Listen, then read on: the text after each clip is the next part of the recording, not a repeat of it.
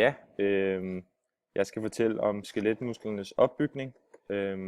Og der kan man så kigge på figur 74, hvor vi ligesom har et tværsnit af en skeletmuskel. Og vi kan se det her røde, som omgrænser hele hele musklen. Og det her, det er en kraftig bindevævshinde, og det kaldes også en muskelfascien. Og den her muskelfascien, den virker sådan, ligesom sådan en glidelag,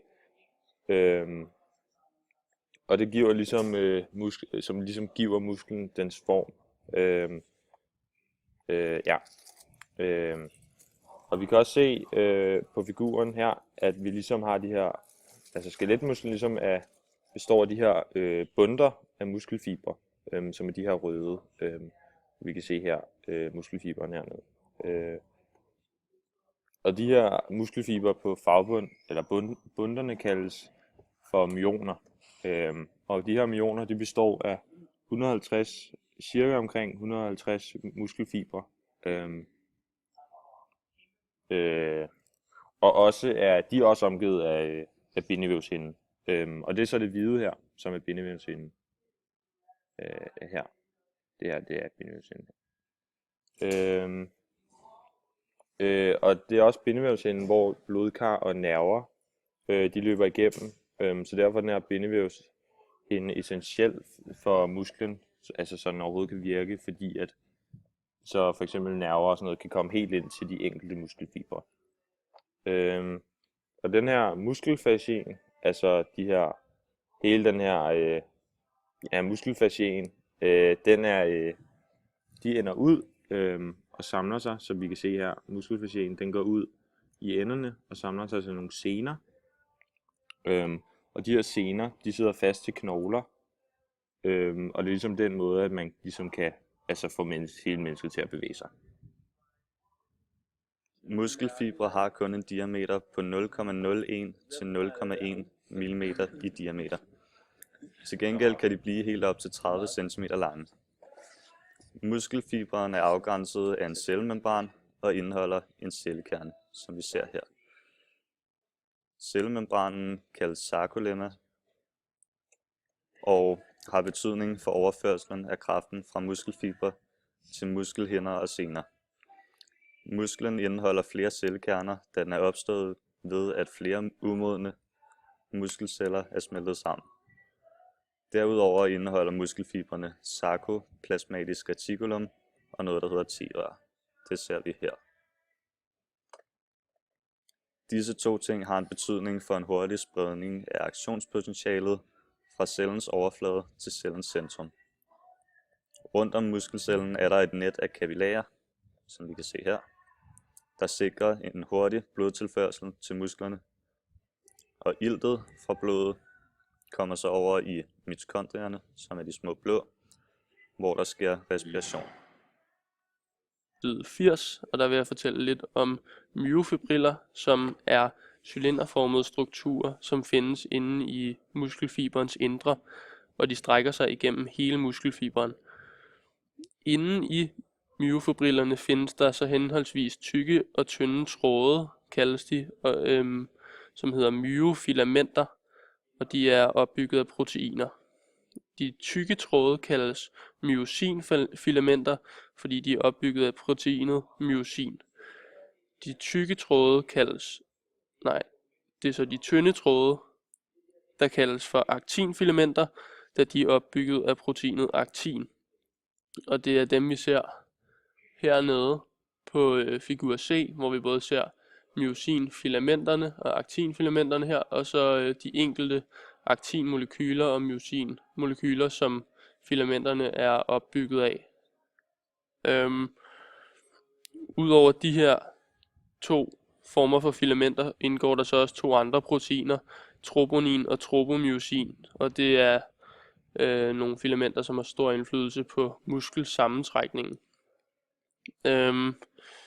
De her filamenter i myofibrillerne ligger i en bestemt orden eller struktur, kan man også kalde det.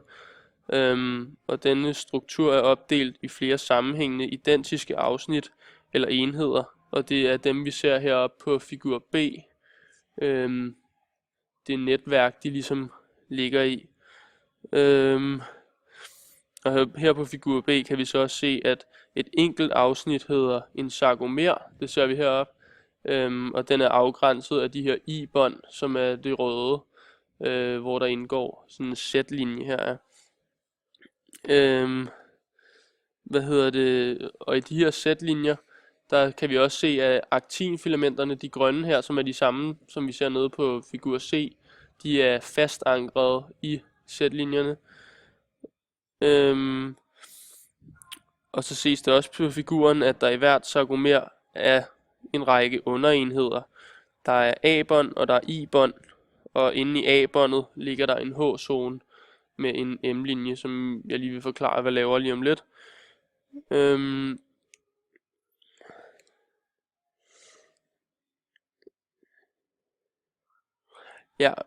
Myosinfilamenterne, de ligger så her, det er de blå, og de ligger i den midterste del af hver sarkomer, og de overlapper med aktinfilamenterne, og de ligger altså sådan, man kan se, de ligger parallelt, både aktin- og myosinfilamenterne i den her struktur.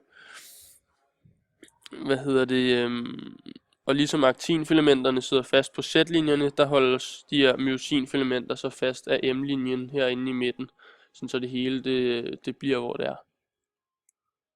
I sarkomeren ligger der nogle tykke myosinfilamenter, og de kaldes A-båndet og fremstår som sådan et mørkt bånd, dem her.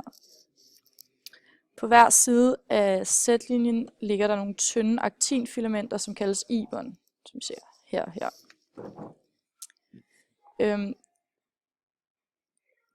I-båndene, de strækker sig ind i 2 nabosarkomerer. Da der skiftevis kommer et I-bånd, altså de her lyse, og A-bånd, de mørke, så betyder det, at skeletmusklerne får det tværstribede udseende. I midten af A-båndet, herinde, er der den her lidt lysere del, som bliver kaldt for H-zonen. Og det er herinde i H-zonen, at der ikke er nogen tynde filamenter, men kun tykke filamenter. I midten af H-zonen, der ligger der så noget, der hedder M-linjen. Man kan se, at H-zonen det er også det, der er her til her, og så har man M-linjen der i midten. Når man ser et tværsnit af myofibrillen, så kan man se, hvor de 2 typer myofilamenter overlapper hinanden. Ved hver overlapning er hvert myosinfilament omgivet af 6 aktinfilamenter, og hvert aktinfilament er omgivet af 3 myosinfilamenter. Det må man se hernede. Aktin er globulært, det vil altså sige, at det er et kugleformet molekyle. I de tynde filamenter så sidder molekylerne sammen i 2 lange kæder, og de her kæder de snor som hinanden.